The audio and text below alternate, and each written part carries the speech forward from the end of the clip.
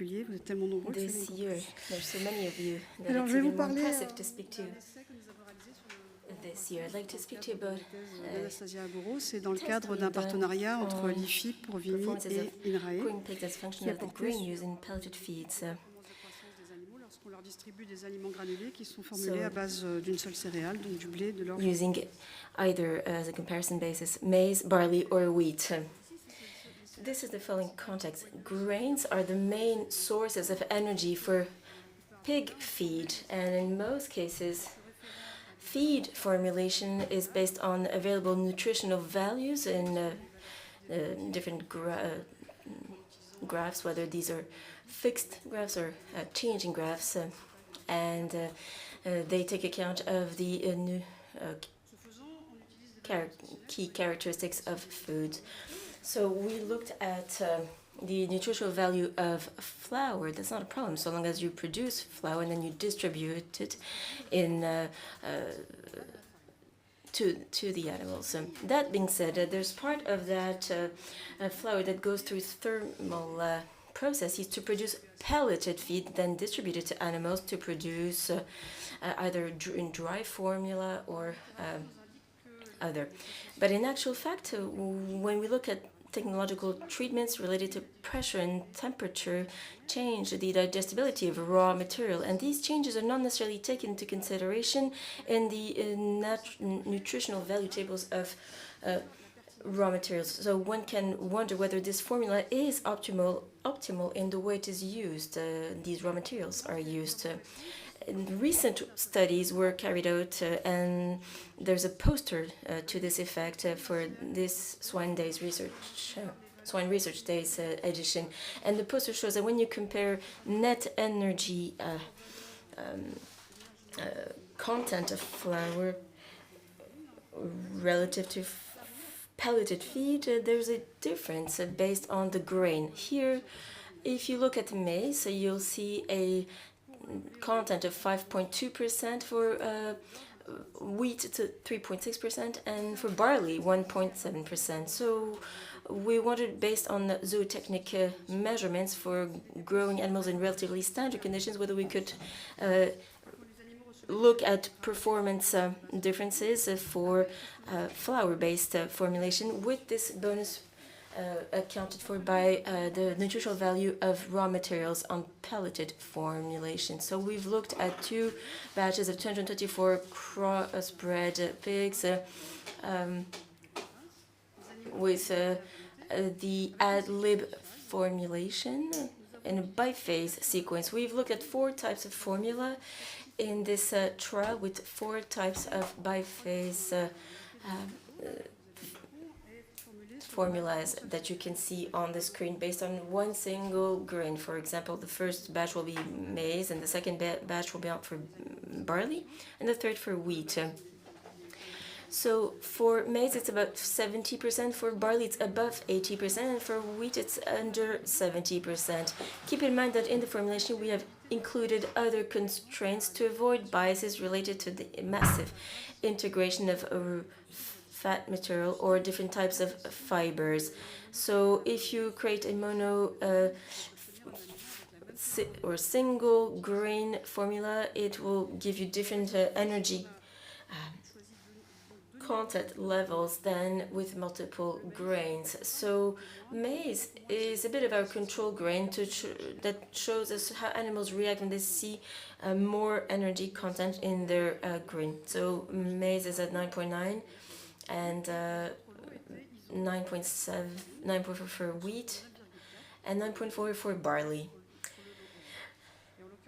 And we wanted to add a 4th batch, mixing the 2 previous, which gave us about the same net energy content of flour. Now that we added the bonus on granulate feed for raw material used in feed, it gives us a calculated TEN, net energy content of flour, that varies a little bit.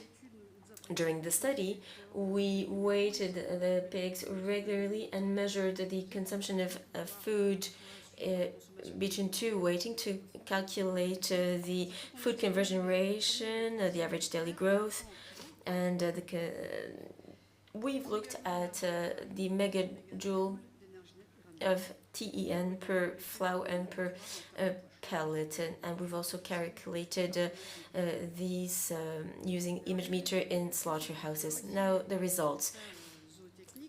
We have zootechnic results, food consumption, and we focused on maize first. Maize is energy rich, and so we use it as a control grain.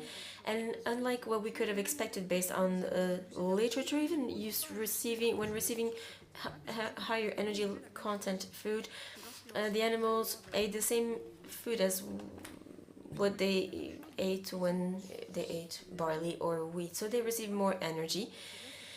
We can see indeed that this leads to a higher growth rate. The graph on the left-hand side shows you the energy that has been ingested on the vertical axis, and on the horizontal axis the average daily growth, which is a bit higher. So when you look at the net energy of flour, it's 1.2 megajoule, and when you add the bonus, the gap widens with flour. Now if we look at the other grains, we see how the treatment of wheat has an impact on the energy content.